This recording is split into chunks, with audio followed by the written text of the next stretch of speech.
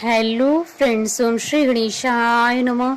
जय श्री कृष्ण। आप सभी का स्वागत है आपके अपने यूट्यूब चैनल पर। फ्रेंड्स, आज हम आपको इस वीडियो में बताने जा रहे हैं भाद्रपद पूर्णिमा का शुभ मुहूर्त, पूजा विधि और उमा महेश्वर व्रत की विधि, महत्व और भाद्रपद पूर्णिमा की व्रत कथा के बारे में। फ्रेंड्स, वीडियो शुरू करने से पहले आपसे रिक्वेस्ट है, अगर आप हमारे चैनल पर नए हैं और आपने अभी तक चैनल को सब्सक्राइब नहीं किया है तो प्लीज सब्सक्राइब कीजिएगा चैनल को, साथ ही प्रेस कीजिएगा बेल आइकन को, जिससे नए वीडियो से रिलेटेड नोटिफिकेशन आपको तुरंत प्राप्त हो सके।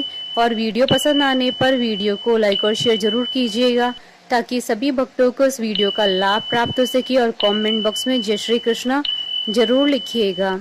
हिंदू पंचांग के अनुसार भाद्रपद माह में आने वाली पूर्णिमा का हिंदू धर्म में विशेष महत्व बताया गया है। भाद्रपद पूर्णिमा के दिन भगवान विष्णु जी के सत्यनारायण स्वरूप की पूजा की जाती है। नारद पुराण के अनुसार इस दिन उमा महेश्वर व्रत भी रखा जाता है। ऐसी मान्यता है कि भगवान विष्णु ने उमा महेश्वर व्रत रखा था।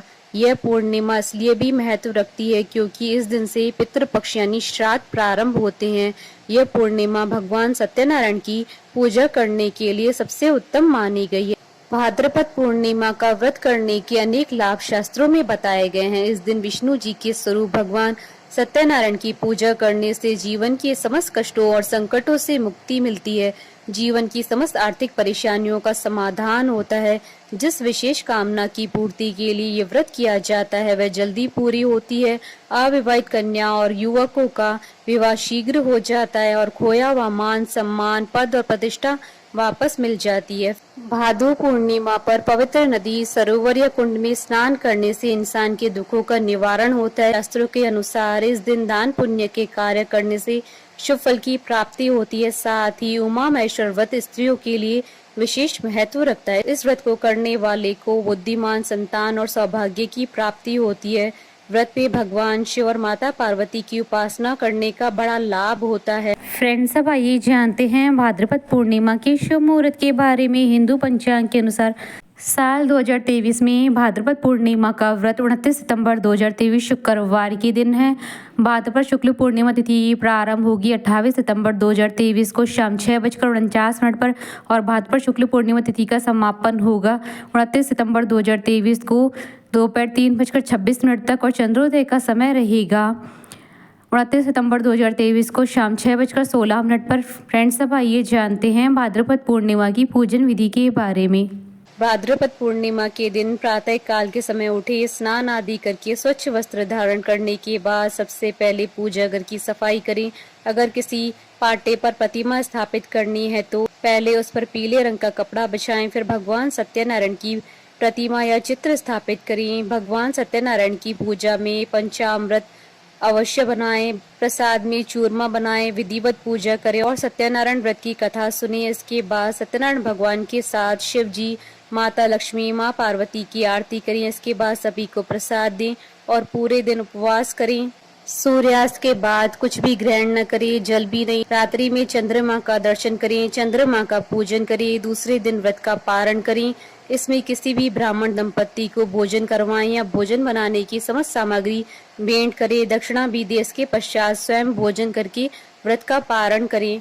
फ्रेंड्स, अब आइए जानते हैं उमा महेश्वर व्रत की विधि के बारे में। सुबह सुबह जल्दी उठकर स्नान आदि करके स्वच्छ वस्त्र पहन लें। इसके बाद शिव मंदिर में जाएं, वहां भगवान शंकर की प्रतिमा का जल से अभिषेक करें। फिर प्रतिमा पर बिलपत्र, पुष्प, फल, फूल, माला, पंचामृत, स्नान एवं चंदन का लेप लगाएं। भगवान शिव जी को सफेद धोती अर्पित करें। इसके बाद माता पार्वती की पूजा करें। माता पार्वती को साड़ी व सुहाग का सामान अर्पित करें। माता पार्वती को सिंदूर बहुत प्रिय है, उन्हें सिंदूर की डिबिया अवश्य चढ़ाएं। इसके बाद सभी शिव परिवार का पूजन करें, क्योंकि शिव जी की पूजा अकेले नहीं की जाती है, उनके परिवार के साथ में पूजा की जाती है।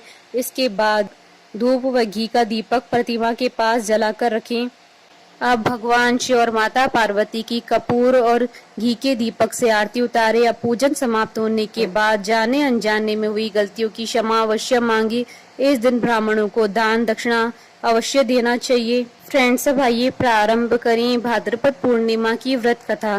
पौराणिक कथा के अनुसार एक बार दुर्वासा ऋषि कैलाश पर्वत पर भगवान शिव जी से मिलने गए। भगवान शिव ने दुर्वासा ऋषि को एक बिलपत्र की माला भेंट में दी। दुर्वासा ऋषि भगवान शिव जी के दर्शनों के बाद भगवान विष्णु से मिले। भगवान शिव जी के द्वारा दी गई माला को दुर्वासा ऋषि ने भगवान विष्णु को दे दी। भगवान विष्णु ने वह माला अपने प्रिय वाहन गरुड़ के गले में डाल दी। जब दुर्वासा ऋषि ने यह देखा कि भगवान विष्णु ने उनके द्वारा दी गई माला को अपने वाहन गरुड़ के गले में डाल दिया है तो उन्हें अत्यधिक क्रोध आया और उन्होंने भगवान विष्णु से कहा कि तुमने शिव जी का अपमान किया है, तुम्हें अपने वैभव और संपन्नता पर अत्यधिक घमंड है, इसलिए हे विष्णु, मैं तुम्हें श्राप देता हूँ कि तुमसे तुम्हारी यह संपन्नता, वैभव और लक्ष्मी सब छिन जाएंगे।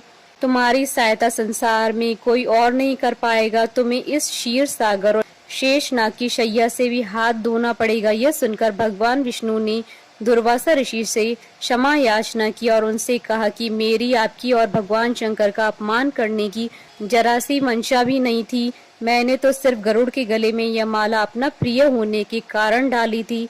हे ऋषिवर, अगर आपको ऐसा लगता है कि मैंने आपका अपमान किया है तो मुझे क्षमा कर दे, इस समस्या का कोई मार्ग बताएं। इसके बाद दुर्वासा ऋषि ने अपना क्रोध त्याग कर भगवान विष्णु को उमा महेश्वर व्रत करने के लिए कहा और कहा कि अगर तुम पूरे नियम से यह व्रत करोगे तभी तुम्हें तुम्हारी संपन्नता प्राप्त होगी। इसके बाद भगवान विष्णु ने यह व्रत किया और दोबारा से अपनी संपन्नता प्राप्त की। बोलिए भगवान विष्णु की जय, सनातन धर्म की जय। हमारे साथ इस वीडियो में अंत तक बने रहने के लिए आपका धन्यवाद। ओम श्री गणेशाय नमः। जय श्री कृष्णा।